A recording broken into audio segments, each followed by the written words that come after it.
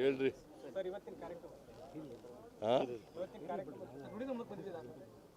ಇವತ್ತು ಶಾಮನೂರು ಶಿವಶಂಕರಪ್ಪನವರ ಶಿವಗಣ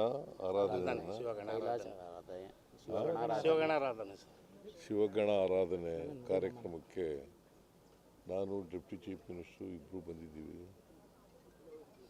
ಭಾಗವಹಿಸ್ತಾ ಇದ್ದೀವಿ. ಆಮೇಲೆ ನುಡಿ ನಮನನ್ನು ಇಟ್ಕೊಂಡಿದ್ದಾರೆ. ಹೌದು ಸರ್, ನುಡಿ ನಮನ ಜೊತೆಗೆ ಇಟ್ಕೊಂಡಿದ್ದಾರೆ, ಅದರಲ್ಲೂ ಕೂಡ ಭಾಗವಹಿಸ್ತಾರೆ.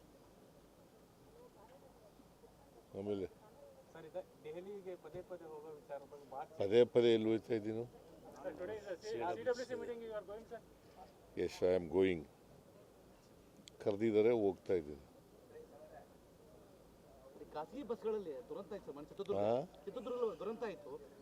ಡೀಸೆಲ್ ಎಲ್ಲ ಕ್ಯಾರಿ ಮಾಡ್ತಾರೆ, ಟೈರ್ಗಳನ್ನ ಕ್ಯಾರಿ ಮಾಡ್ತಾರೆ, ದುಡ್ಡಿನ ಅದಕ್ಕೋಸ್ಕರ ಹೆಚ್ಚು ಬ್ಯಾಗ್ಗಳನ್ನು ಹಾಕೊಂಡು ಹೋಗ್ತಾರೆ ಪ್ರಯಾಣಿಕರಿಂದ ಹೆಚ್ಚಾಗಿ. ಇಲ್ಲ ನೋಡ್ರಿ, ನನಗೆ ಪೊಲೀಸ್ನವ್ರ ಜೊತೆ ಮಾತಾಡೋದಕ್ಕೆ ಗೊತ್ತಿರೋ ಮಟ್ಟಿಗೆ ಇದು ಟ್ರಕ್ಕು ಓಡಿಸ್ತಿದ್ನಲ್ಲ ಆ ಡ್ರೈವರ್ದು ತಪ್ಪು ಅಂತ ಅಂದ್ಕೊಂಡಿದ್ದೀನಿ ಅಂತ ಪೊಲೀಸ್ನವ್ರು ಹೇಳಿರೋದು.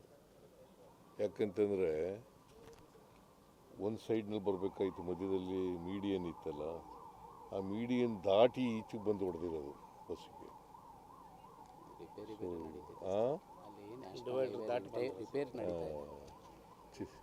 ಹಿರಿಯೂರ ಹತ್ರ, ಸೊ ಹಾಗಾಗಿ ಪಾಪ ಹೆಣ್ಮಕ್ಳು 4 ಜನ, ಒಂದು ಮಗು, ಡ್ರೈವರು, ಲಾರಿ ಡ್ರೈವರು ಅವ್ರು ಸತ್ತಿದ್ದಾರೆ. ಹೆಚ್ಚಾಗಿ ಖಾಸಗಿ ಬಸ್ಗಳೇ ಈ ಸಮಸ್ಯೆ ಅನುಭವಿಸ್ತಾ ಇದ್ದಾರೆ ಸರ್, ಬೆಂಕಿ ಹತ್ತುವಂಥ ವ್ಯವಸ್ಥೆ ಆಗ್ತದೆ. ಇಲ್ಲ, ಸುರಕ್ಷತೆ ಇರಬೇಕಾಗ್ತದೆ. ಎಲ್ಲ ಬಸ್ಗಳಲ್ಲೂ ಕೂಡ ಟ್ರಕ್ಗಳಲ್ಲೂ ಕೂಡ ಸುರಕ್ಷತೆ ಮಾಡಬೇಕಾಗ್ತದೆ.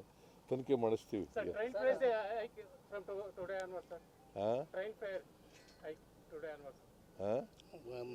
ರೈಲ್ವೆ ದರ ಏರಿಕೆ ಮಾಡಿದ್ದಾರೆ, ಪ್ರಯಾಣ ದರ ಏರಿಕೆ ಮಾಡಿದ್ದಾರೆ ಇವತ್ತಿನ.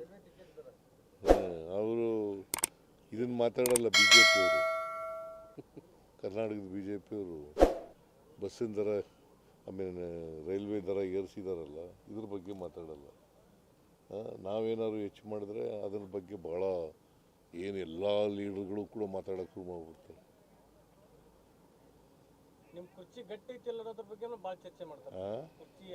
ಅದನ್ನ ಬಿಟ್ಟು ನೀನು ಬೇರೆ ಬೇರೆ ಕೇಳೋದಕ್ಕಾಗಲ್ವಾ? ನಾನು ಅದಕ್ಕೆಲ್ಲ ಉತ್ತರ ಕೊಡಲ್ಲ. ಲೇಟೆಸ್ಟ್ ಹಾಗೂ ಇಂಟ್ರೆಸ್ಟಿಂಗ್ ಸುದ್ದಿಗಳಿಗಾಗಿ ಬಾಸ್ ಟಿವಿ ಕನ್ನಡ ಚಾನೆಲ್ನ ಸಬ್ಸ್ಕ್ರೈಬ್ ಮಾಡಿ. ಹಾಗೆಯೇ ಬೆಲ್ ಐಕಾನ್ ಪ್ರೆಸ್ ಮಾಡಿ. ಇದರ ಜೊತೆಗೆ ಫೇಸ್ಬುಕ್, ಇನ್ಸ್ಟಾಗ್ರಾಮ್, ಎಕ್ಸ್ನಲ್ಲೂ ಮಿಸ್ ಮಾಡದೆ ಫಾಲೋ ಮಾಡಿ.